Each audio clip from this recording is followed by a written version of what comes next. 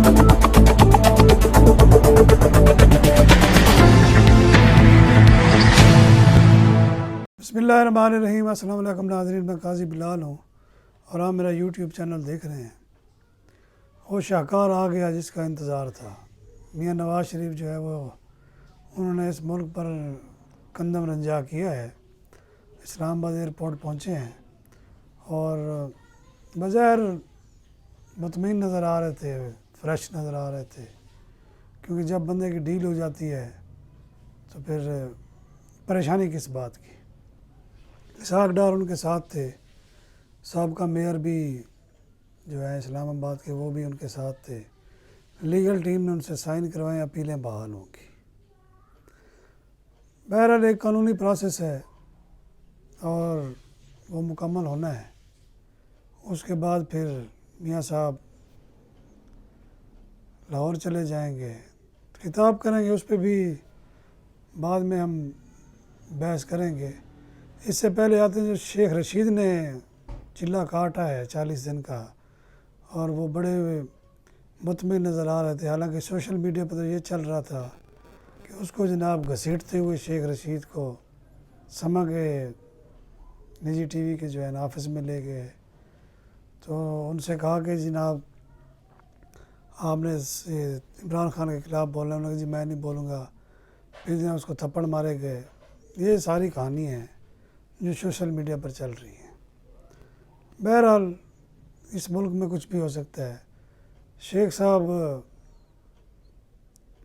एक तरफ से ये लग रहा था कि शेख साहब शायद डीप ब्रीफिंग उनकी हुई है, और दूसरी जब जो उनके भतीजे थे वो जनाब रोज़ाना उनकी वीडियो चलाते थे और रोज़ाना ये शेख रशीद को रिहा करो वगैरह वगैरह। अदालत में भी केस चल रहा था, हाई कोर्ट में।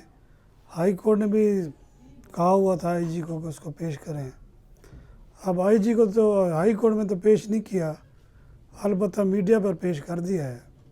और बिल्कुल सेम पैटर्न जिस तरह पीटीआई के सारे जो गद्दार थे उनको बारी बारी मुहब्ब वतन होने का सर्टिफिकेट दिया गया।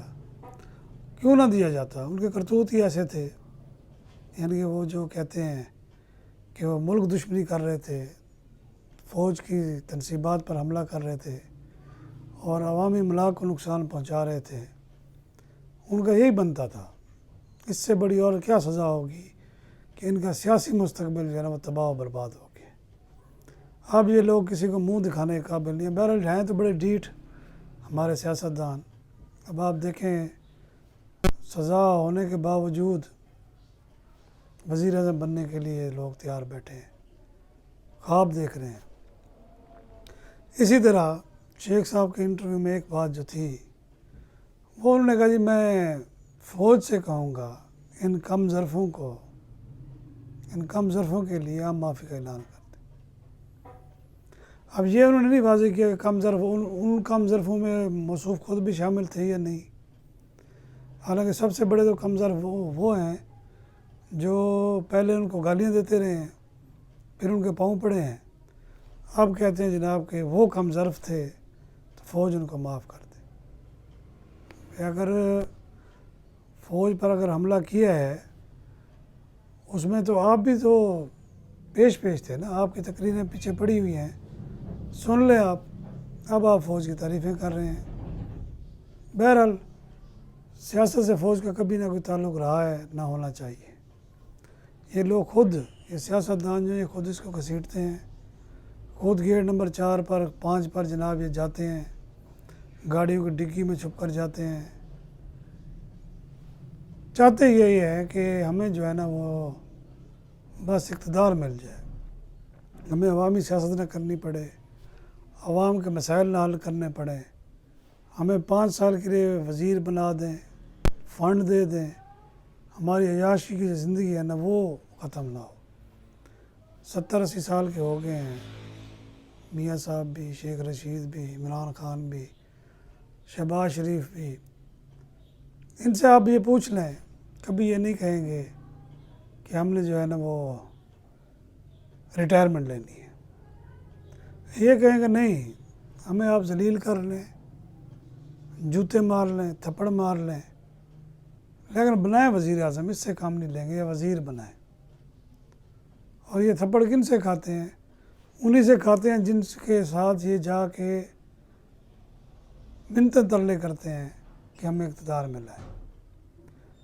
یہ سیاست جو ہے یہ آج سے نہیں، یہ شروع سے چلی آ رہی ہے، اور کسی سیاستدان نے یہ کوشش نہیں کی کہ جمہوریت کو جمہور سے چلایا جائے، یعنی کہ عوام کو ان کا حق دیا جائے۔ عوام کے ووٹ سے اگر آئے ہیں تو عوام کی فلاح و بہبود کے لیے کچھ کریں، بلکہ یہ جب بھی آتے ہیں اپنے خاندان کی فلاح و بہبود، اپنے جو ہے عزیز و اقارب کی فلاح و بہبود۔ اب یہ سلسلہ جو ہے نا وہ بیوروکریسی اور دوسری جگہوں پہ چل پڑا ہے۔ نتیجہ کیا نکل رہا ہے؟ مقروض در مقروض قوم، اور مقروض در مقروض جو ہے نسلیں ہو رہی ہیں، اور ان کی حالت یہ ہے کہ کوئی ادارہ ریلوے سے لے کر PIA تک آپ دیکھ لیں کولیپس کر چکا ہے۔ پھر نئی امید، پھر وہی پرانے چہرے، نئی بوتل اور پرانی شراب والا حساب ہے۔ ہونا کچھ بھی نہیں ہے۔ میاں صاحب کو اقتدار مل جائے گا کیونکہ ان کے پاس کیا گدڑ سنگھی ہے وہ آج شام کو وہ بتا دیں گے۔ دوسری جانب عمران خان جیل میں پڑے ہیں، ان کے بارے میں کوئی خبر کا پتہ نہیں ہوتا۔ سوشل میڈیا پر 100% جھوٹی خبریں ہوتی ہیں، اور جو نیشنل میڈیا ہے وہ 1 سائیڈڈ خبر دیتا ہے۔ تو لوگ جائیں تو کہاں جائیں؟ اس لیے سیاستدانوں کے پاس یہ آخری موقع ہے، کیونکہ اس ملک میں تو کہتا ہوں کبھی بھی کسی دور میں سیاسی حکومت رہی نہیں ہے، بلکہ کنٹرولڈ حکومت رہی ہے، اور آئندہ بھی ایسے ہی ہوگا۔ آئندہ بھی یہی پلان بن چکا ہے کہ جو بھی حکومت آئے گی وہ کنٹرولڈ ہوگی، انجینئرڈ ہوگی۔ کوئی جمہوری حکومت، کوئی سیاسی جماعت جو ہے وہ عوام کے اپنے بال بوتے پر نہیں آ سکتی۔ یہ اب سیاستدانوں کو مان لینا چاہیے۔ نواز شریف آئے ہیں، پیپلز پارٹی تنقید کر رہی ہے، مولانا فضل اللہ تنقید کر رہے ہیں، مولانا فضل الرحمان تنقید کر رہے ہیں۔ PTI تو اب بیچاری تنقید کے قابل ہی نہیں رہی۔ شیخ صاحب منظر عام پر ہیں، شرمناک۔ ایسے ہی ہوتا ہے اس ملک میں۔ بہتر یہی ہے کہ عوام جو ہے سیاستدانوں کے بجائے اداروں کی طرف دیکھے اور انہی سے مدد مانگے۔ اجازت چاہوں گا، اللہ حافظ۔